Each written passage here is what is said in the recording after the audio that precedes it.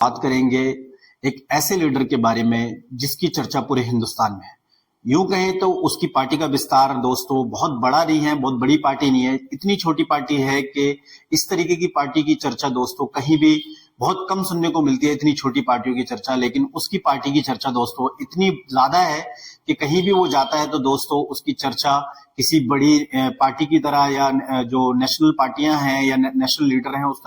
उस तरीके से मीडिया में सुनने को मिलती है। दोस्तों उस नेता के बारे में कहा जाता है कि आप उससे प्यार करते हो या फिर नफरत करते हो, आप उसे पसंद करते हो या फिर नापसंद करते हो, लेकिन इग्नोर नहीं कर सकते। दोस्तों वो नेता खुद एक स्टेटमेंट है। जब वो किसी बात पर अपना स्टेटमेंट देता है तो मीडिया उसको पूरा कवरेज देती है और पूरा हिंदुस्तान उसको सुनता है। आज हम बात करेंगे दोस्तों असदुद्दीन ओवैसी के बारे में, जिनको क्या हैदराबाद का भाईजान भी कहा जाता है। यूं तो ओवैसी साहब की पार्टी का जो मेन कैडर है वो हैदराबाद के अंदर ही है, लेकिन पिछले कुछ सालों में ओवैसी ने पूरे हिंदुस्तान के अंदर अपनी पार्टी को विस्तार देने का काम किया है। अगर हम बात करें असदुद्दीन ओवैसी की क्वालिफिकेशन के बारे में, एजुकेशन के बारे में, तो दोस्तों स्कूलिंग हैदराबाद से करने के बाद बैरिस्टर हैं वो और उन्होंने लंदन से लॉ किया हुआ है। जब हम उनकी स्पीच सुनते हैं जहां इमोशनल और एग्रेशन उनकी स्पीच में नजर आता है तो दोस्तों आर्टिकल और संविधान का जिक्र भी उनकी स्पीच में नजर आता है। और उनकी जो पकड़ है भाषाओं पर, उस पर बात करें तो दोस्तों हिंदी, इंग्लिश, उर्दू, ये सारी लैंग्वेज वो बहुत अच्छे से बोल लेते हैं, जिसकी वजह से कि हिंदुस्तान के लोग उनसे बहुत अच्छे से कनेक्ट कर पाते हैं। दोस्तों ओवैसी साहब का जन्म 1969 में हैदराबाद के अंदर ही हुआ। यूं तो ओवैसी साहब का जो परिवार है वो पहले से ही राजनीति में था, एमआईएम के बड़े लीडर थे और काफी समय तक एमआईएम के बड़े लीडर रहे। दोस्तों उनके फादर सलाउद्दीन ओवैसी हैदराबाद सीट पर कई बार सांसद भी रहे। ओवैसी ने जब पढ़ाई पूरी करने के बाद राजनीति में कदम रखा तो दोस्तों उनकी राह इतनी आसान नहीं थी, क्योंकि राजनीति से बिल्कुल अनजान बाहर लंदन में पढ़ाई करने के बाद जब हिंदुस्तान लौटे तो उनकी पार्टी ने और उनके फादर ने उनसे मशवरा किया कि आप राजनीति में अगर शौक रखते हैं या राजनीति में आपकी दिलचस्पी है तो आप जरूर जो है राजनीति में आए, अगर दिलचस्पी नहीं है तो आप राजनीति में ना आए। दोस्तों 1994 में पहली मर्तबा चार मीनार सीट पर विधायक बने ओवैसी ने फिर कभी पीछे मुड़कर नहीं देखा। 1994 में पहली बार हैदराबाद सीट पर सांसद बने और उसके बाद से अभी तक लगातार दोस्तों वहां पर सांसद बने हुए हैं। ओवैसी साहब के पास, असदुद्दीन ओवैसी के पास जब पार्टी की कमान आई, पार्टी का सारा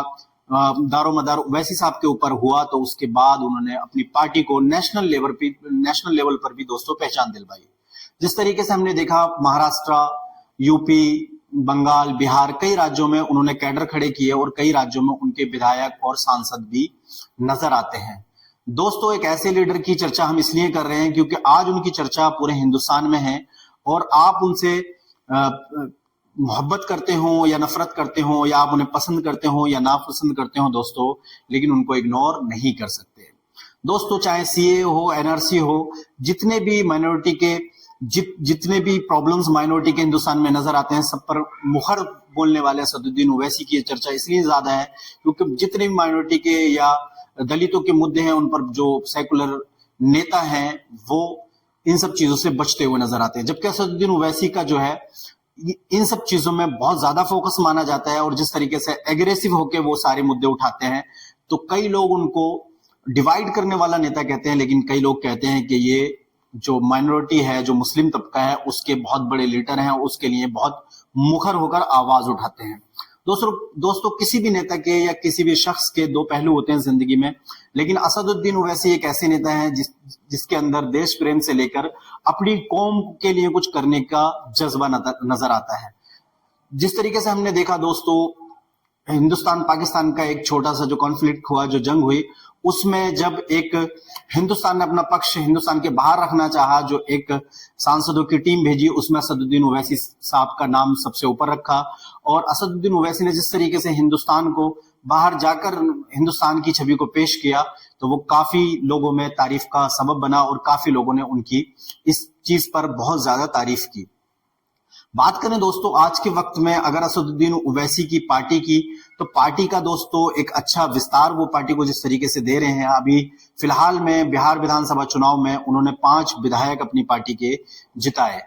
और जिस तरीके से वो लगातार अपनी बात में धारदार तरीके से, जिस तरीके से वो अपने आर्टिकल का हवाला देते हैं या फिर